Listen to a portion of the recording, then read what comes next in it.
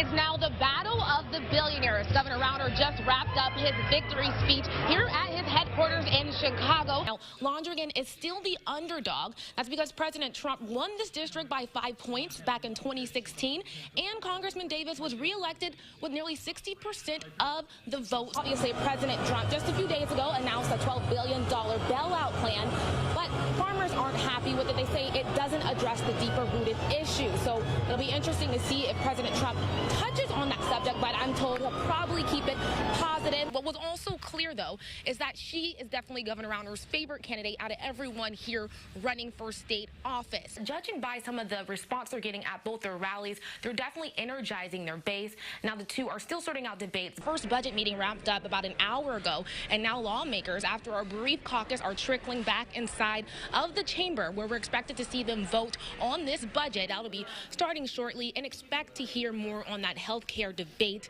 because this is a divisive issue. There was a lot of people here eager to hear Congressman John Lewis, a civil rights icon, someone who's worked side by side with Martin Luther King, speak to the community here, and he gave a fierce endorsement. Now, I reached out to J.B. Pritzker's campaign to see what prompted that training. They did not get back to me with any information. Now, I talked to the attorneys behind this lawsuit. She definitely didn't have that tone when she first hopped into this race in the primaries.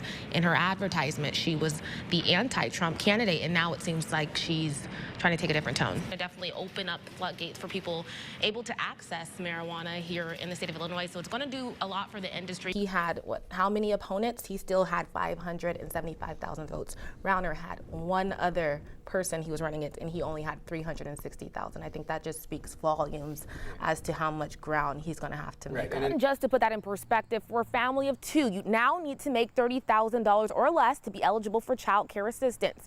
For a family of three, that's $37,000, and the threshold for a family of four is $45,000. People around here tell me they started coming to the library not just for the obvious shelter that it provides, but to feel safe. Unlike most buildings downtown, the library has 24-hour surveillance on every corner of the building. Almost all of those 7 priests identified in this report had, at one point in their career, worked in the Chicago area. This happened yesterday in the dark, so people are just now getting a look at the damage. Over here you can see there is a roof missing here. I was told that roof is actually on its neighbor's roof right now. Yeah, and you haven't lost any energy. You've been busting out some dance moves out here. You want to show the people how you're getting these donations? Awesome. He's been breaking out the dance moves all day long, and it's been working. Here in Taylorville, fragments of people's literal lives, like these Christmas decorations, can be seen scattered in piles like this one all over the city. We're here today to celebrate a great victory. For the first time since taking office, President Trump touched down in the land of Lincoln to talk trade policy and jobs. In the midst of this great economic revival, now is the time to finally fix the terrible, one-sided, unfair trade deals and practices that have cost our nation trillions of dollars and millions of jobs. He received a warm welcome from workers at Granite City's U.S. Steel factory. Thanks to the president's tariffs on steel and aluminum imports, they're hiring roughly 800 people after years of layoffs. The support of the president has been just amazing. Business is coming back up that went down when we got laid off. The president blames bad trade policy with China and U.S. allies for America's shrinking manufacturing market. For decades, the United States was the piggy bank that everybody was robbing. We were the big, dumb piggy bank. His visit to the plant was a sweet spot during his Midwest tour, but lying in the backdrop, the fate of farmers. Thousands of soybean and pork farmers are seeing their prices plummet as the trade war with China intensifies. Trump told the crowd Thursday he just struck a deal with the EU to bring them relief. We will not let anybody bully our wonderful American farmers. We are going to stick together and win for our farmers. Though Governor Rauner was a no-show, Congressman Ronnie Davis was one of 3 D.C. Republicans to attend the event. He says Trump's words make him optimistic. I think a lot of our farmers that I represent that actually have a lot invested in the Trump administration because they voted for him, they want to see more EU results. And I think they're going to see that after listening to the president's speech. Reporting in Granite City, Raquel Martin, back to you. It's just like nightmares you wake up out of. Thousands of people woke up Sunday morning to a sight they never thought they'd see. First things, come out and start looking. Entire neighborhoods in the city of Taylorville now barely recognizable after a tornado strikes. Can't believe how much is destroyed. Finding stuff that wasn't in our yards, it's from somebody else's. It was a sunrise many will never forget. We've had stores, but nothing like this. Nothing ever like this. Lot after lot. Roofs gone, entire homes stripped open or crushed by fallen trees. Just to show how strong these winds are, take a look at this tree. It's literally snapped in half, and part of it is on top of the roof. Some trees uprooted. Francis Brownfield grew up on this block. He remembers climbing this one as a child. It just shocks you. Those old trees, we thought they would never fall. But there's little time to sit and mourn. Piece by piece, people are rolling up their sleeves and picking themselves up. Congressman Davis, who's called this home since he was a child, is another willing volunteer. This is my community. This is what we do when you see friends and neighbors that need help. He's one of the lucky ones whose home escaped the harsh winds. But dozens, like Brandon Lawrence, not so much. Honestly, I don't know what emotion to feel right now. He moved his family into their first new home hours before the twister came. This isn't the welcome he was hoping for. 3.5-car detached garage out back, it's completely gone. Still looking at the wreckage, he and many around are counting their blessings, grateful they survived to see the sunrise, even in what feels like the darkest of hours.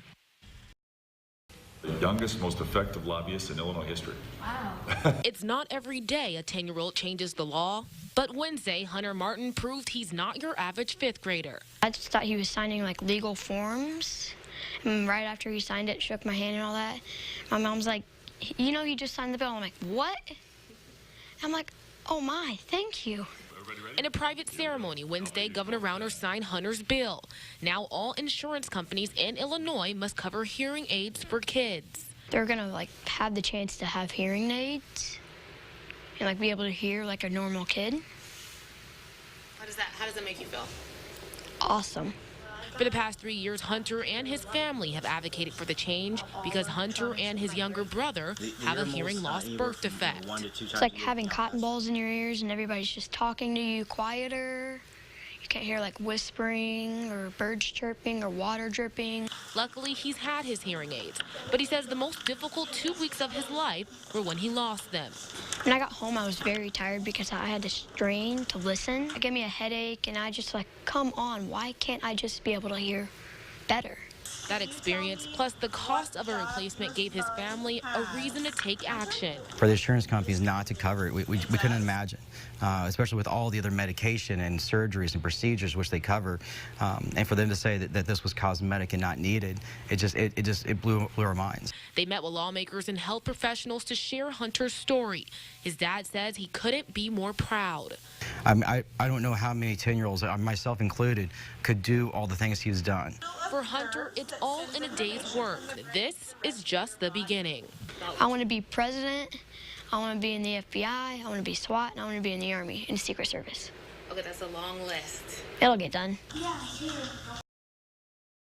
Our voices are not being heard. People like Tyler McCanley feel like the state has put their lives on the back burner.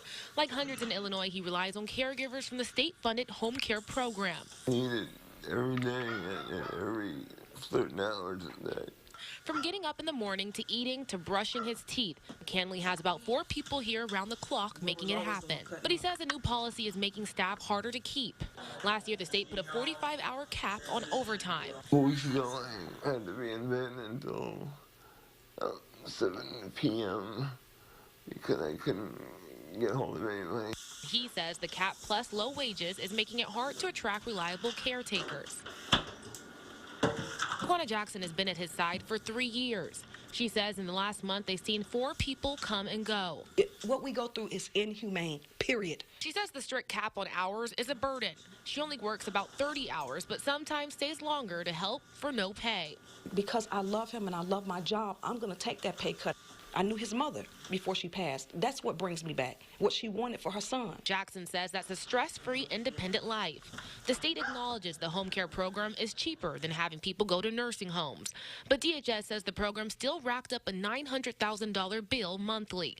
Since the cap went in place, the state saved almost $5 million. Still, for these two, the bottom line isn't worth it. He's went to school, he's done what he's supposed to do, but yet he can't get a job. There's so many things he's facing right now that they just need to understand. Just relieve him on the PA part so that he can have a little leeway.